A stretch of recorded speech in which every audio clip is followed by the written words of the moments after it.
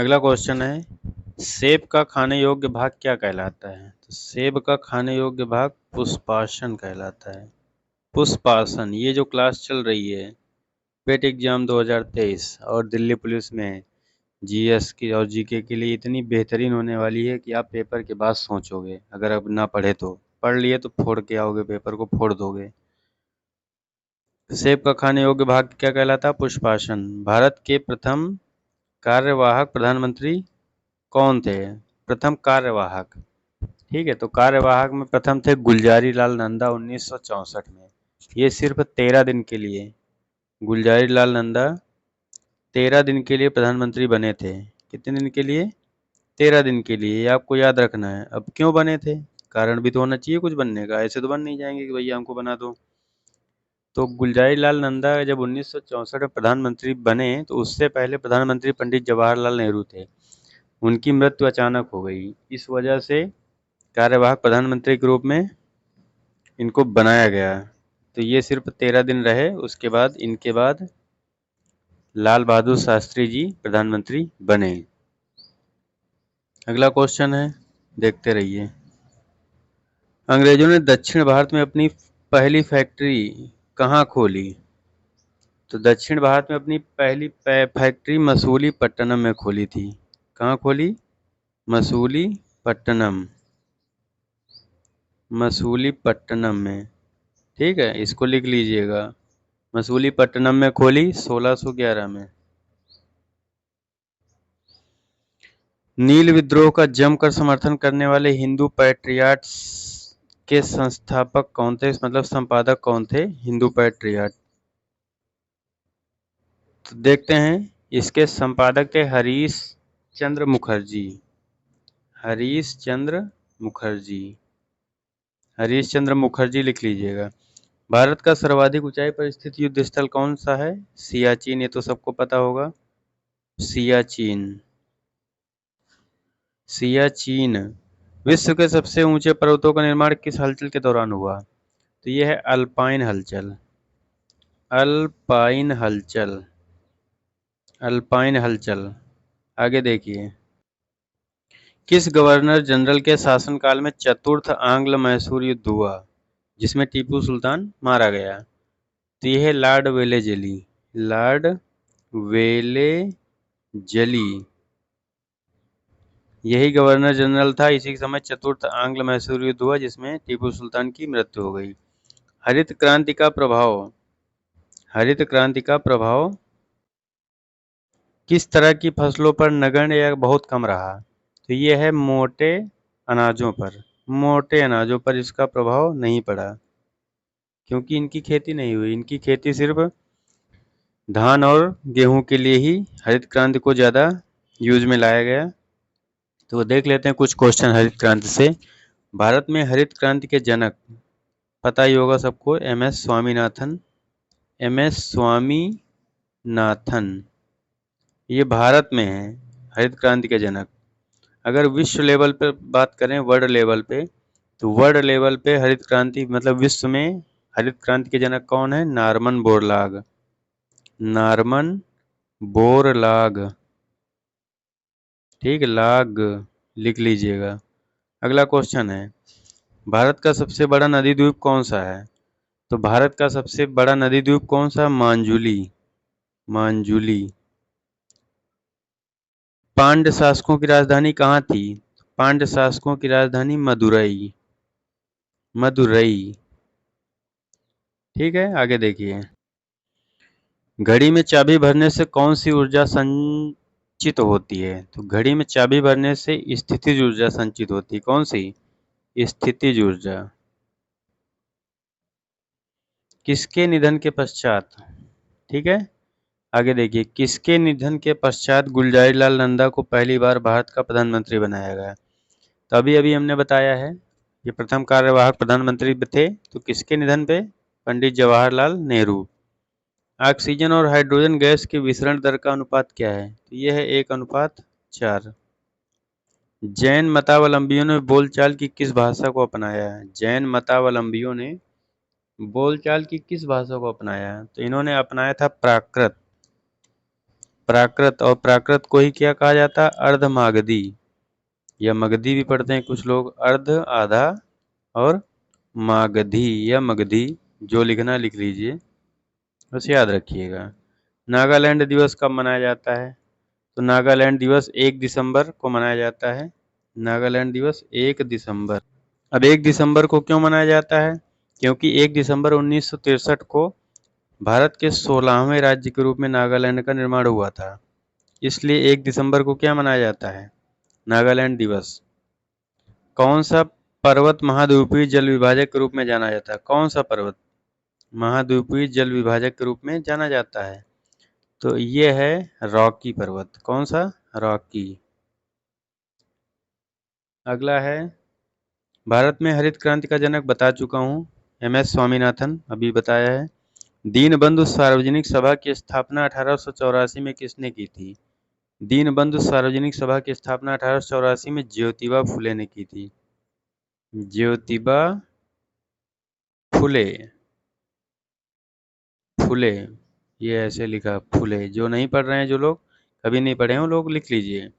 प्रवासी भारतीय दिवस बहुत बेसिक क्वेश्चन है, सबको पता है। प्रवासी भारतीय दिवस जब गांधी जी दक्षिण अफ्रीका से लौटे थे वकालत करने के बाद, तो 9 जनवरी, क्योंकि 9 जनवरी 1915 को आए थे, तो 9 जनवरी जो पहली तारीख है, उसी दिन से क्या मनाया जाता है? प्रवासी दिवस। अब तो भारत में वैसे प्रवासी दिवस सप्ताह मनाया जाता है 9 से 15 जनवरी तक।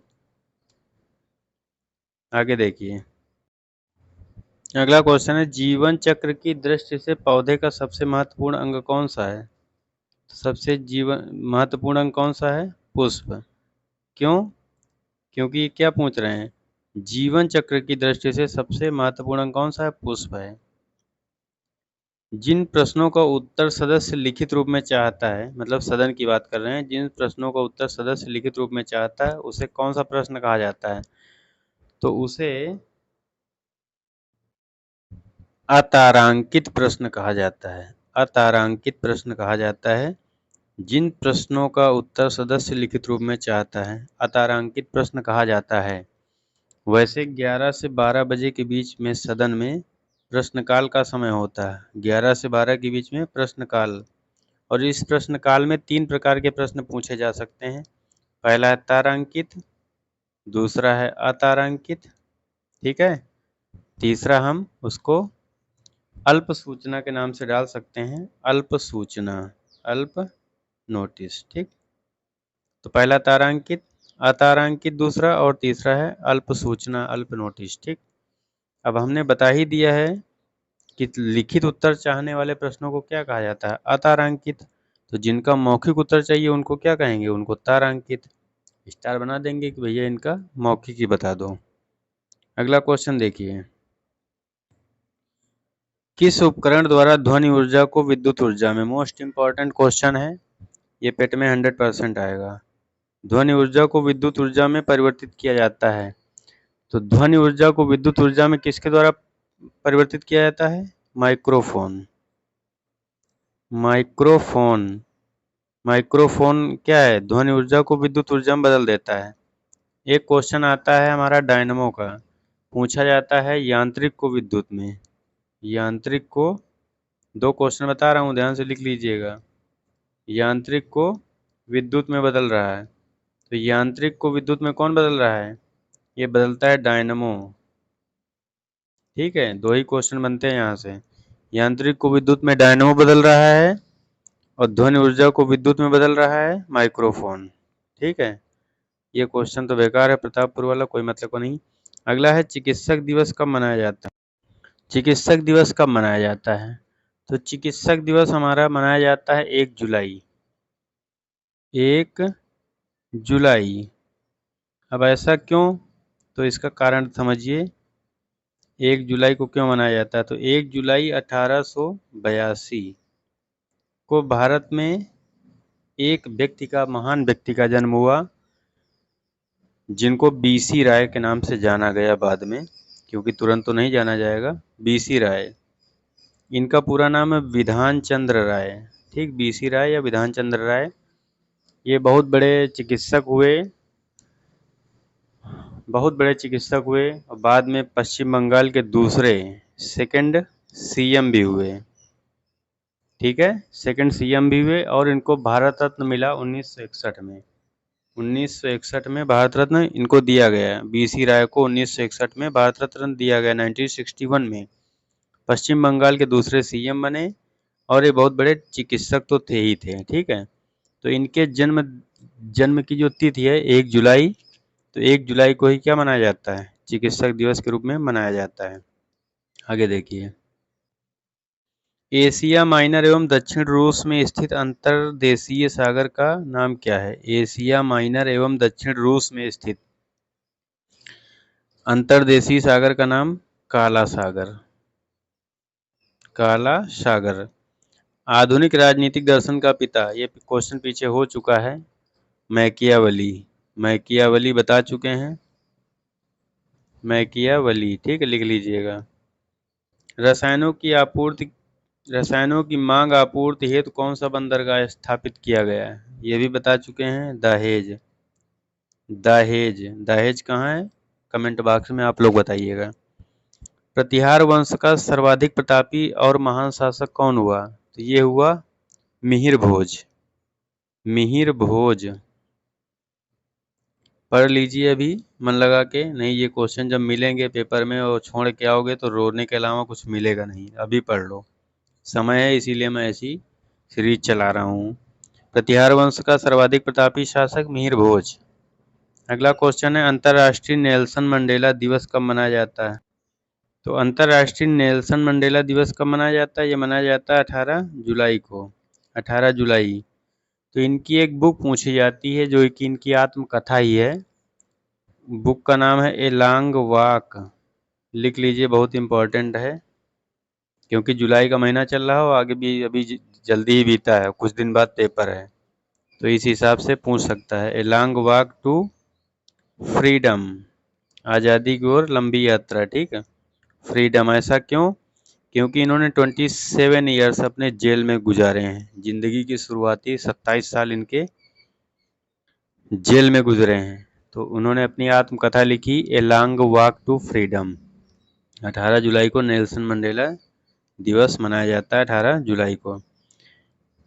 सुरक्षा की दृष्टि से खाना पकाने वाली एलपीजी सिलेंडर में क्या भरा जाता है? मतलब कि एलपीजी गैस क्यों महकती है, क्यों बदबू देती है? एलपीजी में क्या होता है? एलपीजी में एथिल मरकेप्टन होता है, एथिल मरकेप्टन, इसी कारण वो बदबू देती है, एथिल मरकेप्टन। ठीक है, किस संविधान में लिखा कि संघ के लिए एक संसद होगी? आर्टिकल 79 में लिखा है। दरोगा जी किसकी विकसित प्रजाति है? बेल की है, बेल। सांची के स्तूप का निर्माण किसने कराया? अशोक ने कराया। फटाफट इनको देखते रहिएगा, रिपीट करने का समय चल रहा है। अशोक। अंतर्राष्ट्रीय बैंक दिवस मतलब कब मनाया जाता है? बैंक राष्ट्रीयकरण दिवस कब मनाया जाता है? तो बैंक राष्ट्रीयकरण दिवस मनाया जाता है 19 जुलाई। 19 जुलाई। अब क्यों मनाया जाता है देखिए, तो 19 जुलाई 1969 में 1969 में देश में पहली बार 14 बैंकों का राष्ट्रीयकरण हुआ। कितने? 14। उसके बाद 1980 में कितने बैंकों का राष्ट्रीयकरण हुआ? 1980 में हुआ 6 बैंकों का राष्ट्रीयकरण। ठीक है, तो पहली बार हुआ, इसलिए 19 जुलाई को बैंक राष्ट्रीयकरण दिवस मनाया जाता है। बेरिंग जलडमरू मध्य किसके मध्य स्थित है? तो ये है अमेरिका और रूस, रसिया या रूस। डोनाल्ड ब्रेडमैन, ब्रेडमैन तो सबको पता है क्रिकेट के, इसमें कोई बताने वाली बात नहीं। अगला क्वेश्चन है, टेलीफोन नेटवर्क की दृष्टि से भारत का विश्व में कौन सा स्थान है? तो टेलीफोन नेटवर्क की दृष्टि से भारत का विश्व में तीसरा स्थान है। कौन सा? तीसरा। महावीर ने अपना प्रथम उपदेश किस भाषा में दिया? ये दिया था पाली भाषा में, पाली। कारगिल विजय दिवस सबको पता है, 26 जुलाई। कारगिल विजय दिवस 26 जुलाई। मन लगा के पढ़ते रहिए, पेट का एग्जाम नजदीक है।